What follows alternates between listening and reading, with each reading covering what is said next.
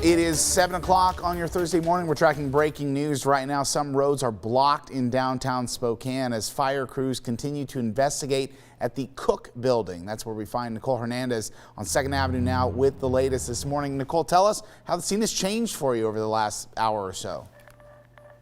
Yeah, Joshua, so we still have 2 fire crews here at 2nd and Post, but what's different is they have opened up 1 lane. So we do have traffic flowing through the right-hand lane of 2nd Avenue here between Post and Lincoln. But these 2 fire crews here are still here just to continue cleaning up and making sure everything goes okay here at the Cook's building. So Gina's is what's underneath a couple of apartment buildings above it. And this happened earlier this morning. Some neighbors called 911 saying that they smelled smoke. So firefighters came ready and prepared for a fire. They put their ladder up just in case, but what they found was actually no fire. They said nothing was burning, and they ended up saying that it was actually a furnace that overheated that created that smoky smell and why people called 911. But of course, luckily no one was hurt. There was no fire. Crews are now just here finishing up, finishing touches here. And as for now, they are just asking that, of course, people avoid 2nd Avenue between Post and Lincoln if they can. But if you do have to come right through here, there is 1 lane open, but make sure to slow down as there's not too much room to squeeze by. So make sure that you are careful as you get up and out of the house if you're going to be around this area. In Spokane, I'm Nicole Hernandez. And we will keep checking in with Nicole throughout the morning to bring you the latest updates from that area throughout the morning. But hey, let's take another look outside, this time with Jeremy from the Outdoor Weather Center. Jeremy, how's it feeling? Okay, so I will admit, I do have like the world's biggest coat on and it's kind of comfy cozy. But Nicole's just standing out here. Nicole, it's kind of chilly. And you can see, and it's similar to what I'm seeing overhead, a couple of breaks in the clouds early on today. I do think clouds kind of take over as we work our way into the afternoon. And that is because of a little system that's moving by to our south. Clouds this morning and temperatures hanging out in the upper 20s. We're still sitting comfortably at 28 and temperatures right around 30 degrees in North Idaho and northeastern Washington. Down to the south, we're slightly warmer, but still cold enough that as our little system moves in, we're getting snow. That snow is coming down in south central Washington, and it is working its way out to the east. We are going to see a little bit of that move into places like the Palouse and southern portions of the Idaho Panhandle today. Most of that stays well to the south, so here in Spokane, Coeur d'Alene, it's just increased cloud cover by this afternoon. So expect clouds to take us through the day today, but if it's sun you want, tomorrow that sun arrives. Today it's clouds and temps climbing to about where they were yesterday. So remember that sun? We even saw a beautiful sundog yesterday. I don't know if you saw it around the sun, those little rainbows on either side. Well, that's not going to be the case today because clouds are going to take us through the day as temps climb into the upper 30s. Tomorrow though, we get sun. All right, Jeremy, thank you so much. All bundled up outside.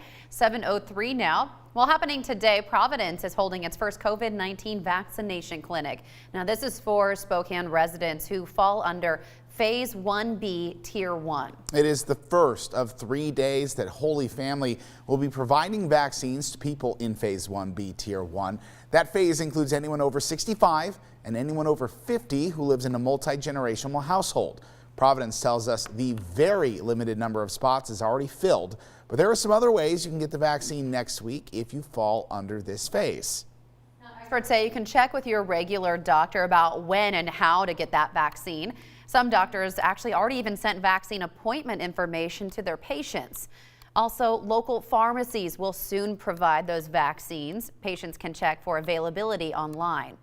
The Washington Department of Health also revealed a phase plan finder that will help tell you when it's your turn to get the vaccine. And that can be found on the DOH website.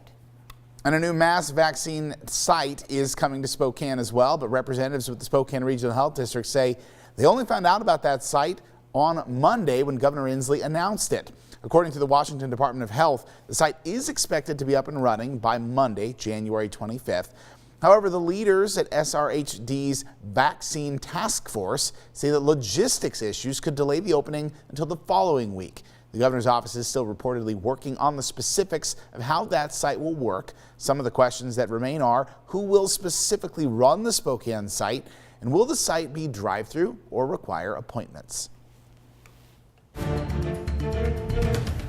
President Joe Biden got inaugurated and then got right to work. In the Oval Office, the president signed more than a dozen executive actions, including a nationwide mandate requiring masks on federal property. He also signed an action calling for the U.S. to rejoin the Paris Climate Accord. The Senate confirmed Avril Haines, the president's pick for Director of National Intelligence. Now today, in his first full day in office, he's expected to announce his official plan for fighting the pandemic. He'll also sign 10 executive orders aimed directly at fighting the coronavirus. Goals in the Biden plan include reopening most schools within the next 100 days, as well as taking a closer look at the health disparities in minority communities.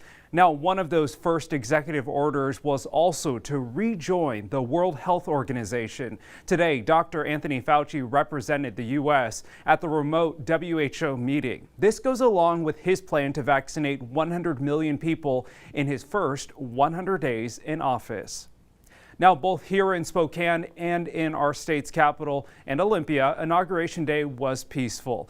If all remains quiet at our state capital, the National Guard and the fences could go away within the next few days. The Washington State Patrol was prepared for potential unrest. Instead, there was one lone demonstrator. Reports now say the increased security at the state has cost the state at least $1.5 million over the past 13 days. That's not including what it cost to activate 750 members of the Washington National Guard to help troopers secure the state capitol.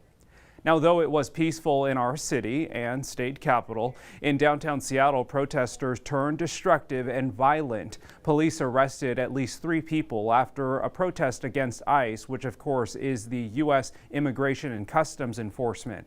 Also, graffiti left behind cursed the president, vice president, and police. In Portland, a protest against the same agency had a similar outcome. Local police there declared the assembly unlawful and deployed tear gas into the protest.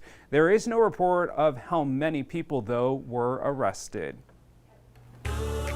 Tim, thank you so much. 7:07 now, and time for your morning rush. More news in less time. Spokane Parks and Rec are getting ready to announce new details of a zip line planned for downtown Spokane.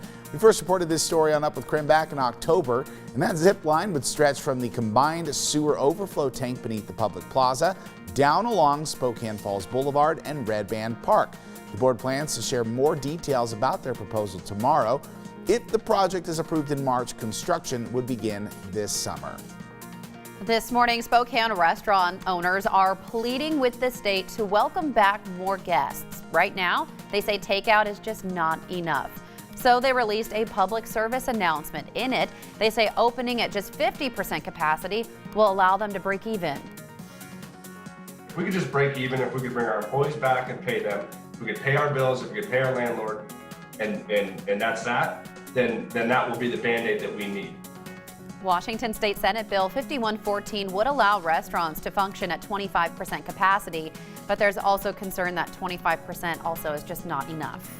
Researchers say the population of gray whales off the west coast of the United States has fallen by nearly 1/4 since 2016. This resembles a similar die-off 2 decades ago. NOAA Fisheries report this week that surveys counted about 6,000 fewer migrating whales last winter. That's only 21,000 reported last winter compared to 27,000 in 2016. This morning, the city of Spokane is closer to naming a new city flag. So tomorrow, the Flag Commission is expected to pick the finalists, and then the public will vote on the top 3 designs. Now, if you remember this story from a few months ago, the city received hundreds of designs, some of which you're seeing now on your screen. Yeah, I think Jeremy sent one in too. Hey, that's your morning rush. More news in less time. Let us know what's happening in your neighborhood by using the hashtag #UpWithKREM on social media.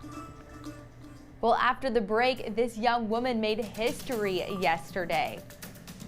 When day comes, we ask ourselves, where can we find light in this never-ending shade?